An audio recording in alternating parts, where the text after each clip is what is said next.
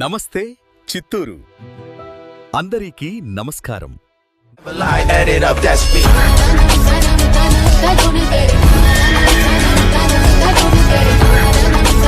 Nagari municipality 1వ ward నగరపేటలో 10 లక్షల వ్యయంతో నిర్మించనున్న సిమెంట్ రోడ్డు పనులకు ఎమ్మెల్యే గాలి భానుప్రకాష్ భూమి పూజ చేసి పనులను ప్రారంభించారు. ఏపీ బడ్జెట్ సమావేశాలు ఫిబ్రవరి 11 నుంచి ప్రారంభం కానున్నాయి. తొలి రోజు గవర్నర్ అబ్దుల్ నజీర్ ప్రసంగిస్తారు. 12న ధన్యవాదాల తీర్మానం కార్యక్రమం జరగనుంది. 14న ఆర్థిక మంత్రి పయ్యావుల కేశవ్ రాష్ట్ర బడ్జెట్ను, వ్యవసాయ మంత్రి అచ్చెన్నాయుడు వ్యవసాయ బడ్జెట్ను ప్రవేశపెడతారు. గత సంవత్సరం 3.22 లక్షల కోట్లతో బడ్జెట్ రికార్డు సృష్టించగా ఈసారి దాన్ని మించి సుమారు 3.5 లక్షల కోట్ల వరకు ఉండొచ్చన్న అంచనాలున్నాయి. పెట్టుబడులు, అభివృద్ధి చర్యల నేపథ్యంలో బడ్జెట్ పరిమాణం పెరగనున్నది. అమరావతి, పోలవరం, సాగునీటి రంగాలకు ప్రాధాన్యత ఉండే అవకాశం ఉంది. నగరి ఏజేఎస్ కళ్యాణ మండపంలో వైఎస్ఆర్సీపీ విస్తృత స్థాయి సమీక్ష సమావేశం జరిగింది. ఈ సమావేశాన్ని మాజీ మంత్రి ఆర్కే రోజా ఆధ్వర్యంలో నిర్వహించగా భూమన కరుణాకర్ రెడ్డి, పర్వతరెడ్డి, చంద్రశేఖర్ రెడ్డి, రెడ్డప్ప ముఖ్య అతిథులుగా హాజరయ్యారు. నేతలు ప్రసంగిస్తూ గత ప్రభుత్వం చేసిన సేవలపై ప్రస్తావించారు.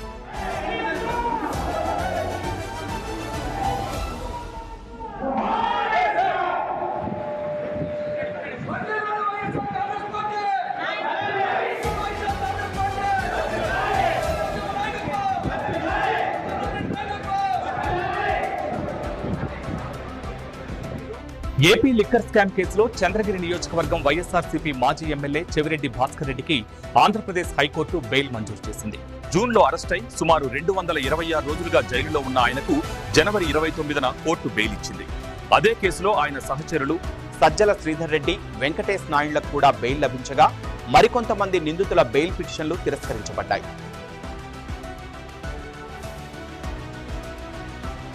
నగరి రిలయన్స్ స్మార్ట్ బజార్లో జనవరి 30వ తేదీ శనివారం రాత్రి దొంగతనం జరిగింది. గుర్తు తెలియని దుండగులు ఫస్ట్ ఫ్లోర్లో గ్లాస్ ప్యానెల్ను పగలగొట్టి లోపలికి చొరబడి షట్టర్ తాళాలు, అలాగే ముందు ఉన్న సీసీటీవీని ధ్వంసం చేసి వెళ్లారు. పోలీసు దర్యాప్తు ప్రారంభించగా స్టోర్లో జరిగిన నష్టం విచారణలో వెల్లడి కానున్నాయి.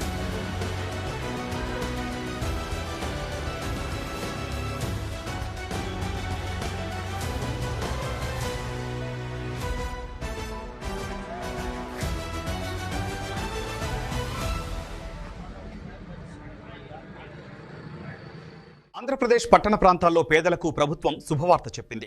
రాష్ట్ర వ్యాప్తంగా 2.61 లక్షల టిడ్కో ఇళ్లను ఈ ఏడాది జూన్ నాటికి పూర్తి చేసి లబ్ధిదారులకు అప్పగించాలని ప్రభుత్వం నిర్ణయించింది. ఇందుకోసం ఇళ్ల నిర్మాణం, మౌలిక సదుపాయాల కోసం ఏపీ టిడ్కోకు హడ్కో నుంచి 4,451 కోట్ల రుణం తీసుకునేందుకు ప్రభుత్వ హామీకి కేబినెట్ ఆమోదం తెలిపింది.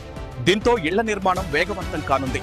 సుమారు 10 లక్షల మంది దరఖాస్తు చేయగా వారిలో 7.5 లక్షల మందికి ఇళ్లు, 2.5 లక్షల మందికి స్థలాలు కేటాయించాలని ప్రభుత్వం భావిస్తోంది.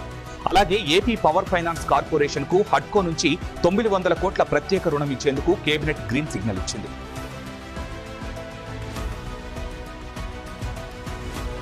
వైసీపీ అధినేత మాజీ CM YS Jaganmohan Reddy party మళ్లీ అధికారంలోకి వస్తే పాలన, సంక్షేమం, అభివృద్ధిలో క్షేత్రస్థాయిలో కేడర్కే ప్రధాన పాత్ర ఉంటుందని హామీ ఇచ్చారు. అయితే 2019 తర్వాత కేడర్కు తగిన ప్రాధాన్యం దక్కలేదన్న అసంతృప్తి వల్లే 2024 ఎన్నికల్లో పార్టీకి నష్టం జరిగిందని భావిస్తున్నారు. ఈ నేపథ్యంలో హామీలకే పరిమితం కాకుండా నేరుగా కేడర్తో భేటీలు, నియోజకవర్గ స్థాయి సమావేశాలు నిర్వహించాలని పార్టీ వర్గాలు సూచిస్తున్నాయి.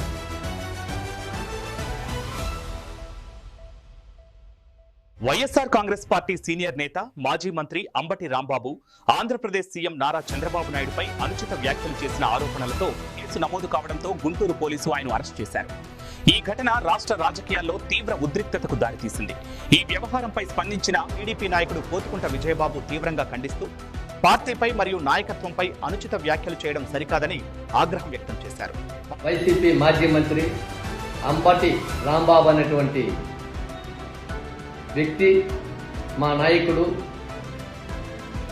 నారా చంద్రబాబు నాయుడు గురించి దూషించినటువంటి పదజాలం చాలా బాధాకరం. అది చూసినప్పటి నుంచి నాకు ఒకటే అనిపించింది, అతన్ని ఈ రాష్ట్రం నుంచి బహిష్కరించాలి.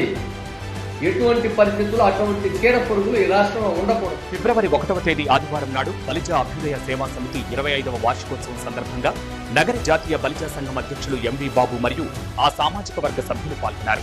ఈ కార్యక్రమానికి ముఖ్య అతిథులుగా తిరుపతి ఎమ్మెల్యే అరణ్య శ్రీనివాసులు, కోల ఆనంద్, కటారి హేమలత, జేబీ శ్రీనివాస్ పాల్గొన్నారు.